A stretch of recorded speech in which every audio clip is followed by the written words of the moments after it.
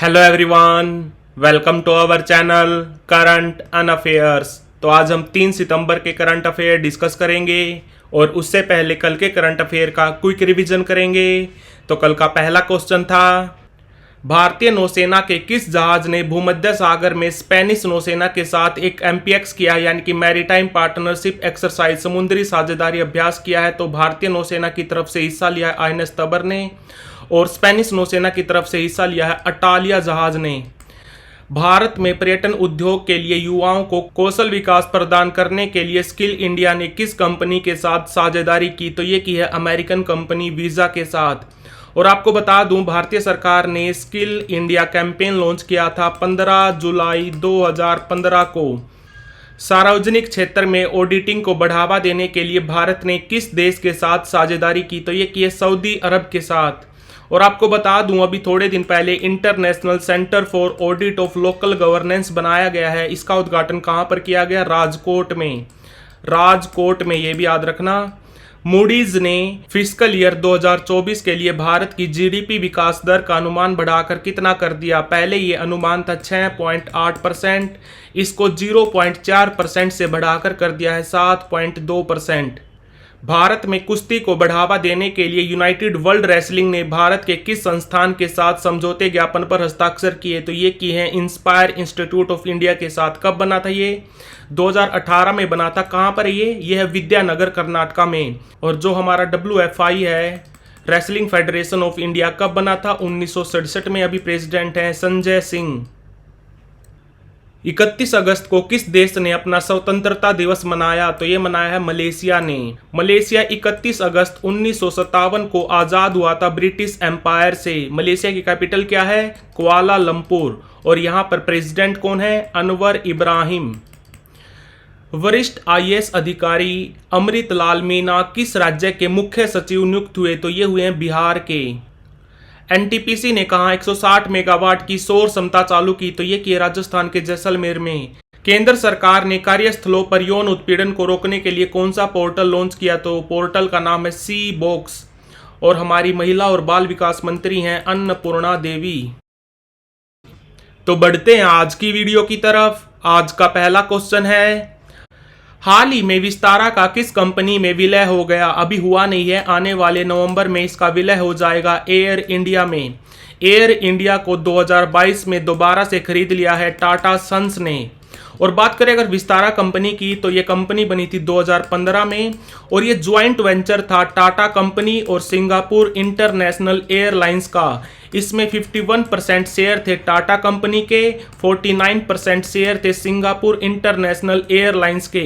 Vistara company का headquarter है गुरुग्राम में। और बात करें अगर एयर इंडिया की, तो एयर इंडिया कंपनी बनी थी 1932 में। इसके फाउंडर थे JRD टाटा। और इस कंपनी को, एयर इंडिया को, पहले बोलते थे टाटा एयरलाइंस। फिर बाद में ये 1946 में इसको सरकारी कंपनी बना दिया गया। दोबारा से इसको 2022 में प्राइवेटाइज कर दिया गया और इसको दोबारा से खरीद लिया है टाटा सन्स ने। और एयर इंडिया के अभी चेयरमैन कौन है? तो वो है N चंद्रशेखरन, जो टाटा सन्स के भी चेयरपर्सन है। और एयर इंडिया के अभी CEO कौन है? तो एयर इंडिया के CEO हैं कैंपबेल विल्सन। Campbell Wilson. तो आंसर है इसका एयर इंडिया। हाल ही में किसे रेमन मैगसेसे अवार्ड 2024 मिला? तो ये मिला है जापानी एनिमेटर हयाओ मियाजाकी को। इनका संबंध है जापान से और ये पेशे से एक एनिमेटर हैं। और रमन मैगसेसे अवार्ड, इसको एशिया का नोबेल बोला जाता है। ये पुरस्कार पहली बार दिया गया था 1958 में। इसको एक फाउंडेशन देती है जिसका नाम है Ramon Magsaysay foundation. Ramon Magsaysay foundation कहाँ की फाउंडेशन है? फिलीपींस की। रेमन मैगसेसे फिलीपींस के 7वें राष्ट्रपति थे जिनके नाम पर यह पुरस्कार का नाम रखा गया है। और भारत की तरफ से पहला रेमन मैगसेसे अवार्ड किसने जीता था? विनोबा भावे ने। कब? 1958 में, जब यह पुरस्कार पहली बार दिया गया था। रेमन मैगसेसे अवार्ड जीतने वाले पहले भारतीय थे विनोबा भावे, जिन्होंने भूदान आंदोलन स्टार्ट किया था। तो आंसर इसका हयाओ मियाजाकी। हाल ही में किसने 7वां राष्ट्रीय पोषण माह 2024 लॉन्च किया? तो ये किया हमारी महिला और बाल विकास मंत्री अन्नपूर्णा देवी ने। और ये जो राष्ट्रीय पोषण माह है ये पहली बार स्टार्ट हुआ था 2018 में। और आपको बता दूं जो हमारा पोषण अभियान था उसको लॉन्च किया था पीएम मोदी जी ने 2018 में। कहां से? झुंझुनू कहां पर है? राजस्थान में। और इसके बाद पोषण अभियान 2.0 लॉन्च किया था 2021 में। किसने किया था? निर्मला सीतारमन ने। और हम 1 से लेकर 7 सितंबर तक मनाते हैं राष्ट्रीय पोषण सप्ताह, ये भी याद रखना। तो आंसर इसका अन्नपूर्णा देवी। महिला हॉकी एशिया चैंपियन ट्रॉफी 2024 की मेजबानी कहां पर होगी? तो ये होगी राजगीर में। कहां पर है? बिहार में। और जो पुरुषों की एशियन चैंपियन ट्रॉफी होगी इस साल जो अभी स्टार्ट होने वाली है वो कहां पर होगी? वो होगी हुलून ब्यूर में। हुलून ब्यूर एक शहर है चाइना में। और महिला एशिया चैंपियन ट्रॉफी ये स्टार्ट होगी 11 नवंबर को। कहां पर होगी? राजगीर में। राजगीर बिहार में।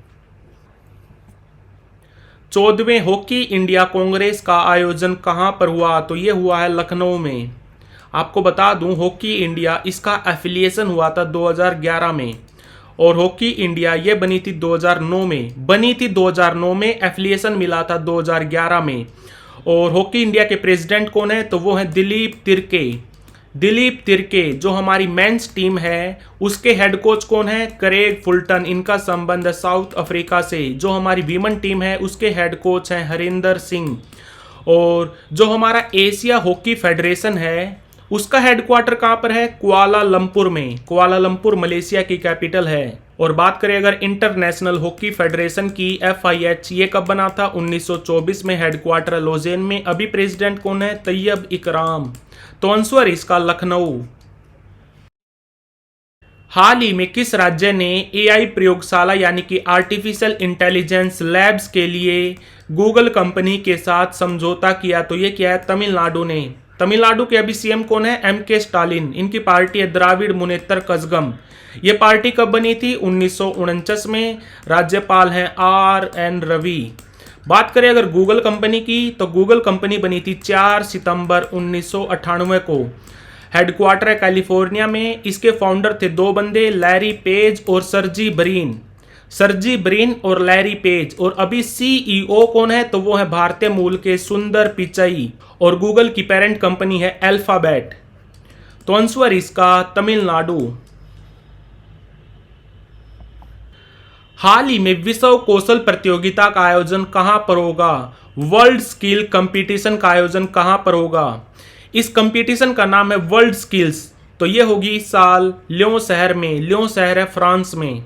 और आपको बता दूं अगले साल यानी कि 2025 में UN ओशियन कॉन्फ्रेंस भी होगी लियों शहर में, जिसको को चेयर करेंगे फ्रांस और कोस्टा रिका। और आपको बता दूं लियों शहर में हेडक्वार्टर है इंटरपोल का। इंटरपोल कब बना था? इंटरनेशनल पुलिस बनी थी 1923 में। फ्रांस की कैपिटल है पेरिस में हेडक्वार्टर है फाइनेंशियल एक्शन टास्क फोर्स का। इसके साथ साथ यहाँ पर हेडक्वार्टर है यूनेस्को का। यूनेस्को कब बना था? यूनेस्को बना था 1945 में। 1945 में। FATF बना था 1989 में। और पेरिस में ये हेडक्वार्टर है इंटरनेशनल एनर्जी एजेंसी का। ये बना था 1974 में। अगर आपसे पूछे इंटरनेशनल एनर्जी फोरम, इसका हेडक्वार्टर कहां पर है? रियाद में। सऊदी अरब की कैपिटल रियाद में। और पेरिस में एक और हेडक्वार्टर है OECD का। OECD organisation for economic corporation and development कब बना था? 1961 में। तो आंसर इसका फ्रांस। हाल ही में किस राज्य ने 8 रेलवे स्टेशनों के नाम बदले? तो ये टोटल 8 रेलवे स्टेशन हैं जिनके नाम बदले हैं उत्तर प्रदेश राज्य सरकार ने, जिसमें कासिमपुर हाल्ट, जेस, मिजरोली, बानी, निहालगढ़, अकबरगंज, वारिसगंज, फुर्सतगंज, इन सब के नाम बदल दिए हैं उत्तर प्रदेश राज्य सरकार ने। CM कौन है? योगी आदित्यनाथ। इनकी पार्टी है भारतीय जनता पार्टी। और यहाँ पर राज्यपाल हैं आनंदीबेन पटेल। तो please like, share, subscribe. Thank you for watching current and affairs.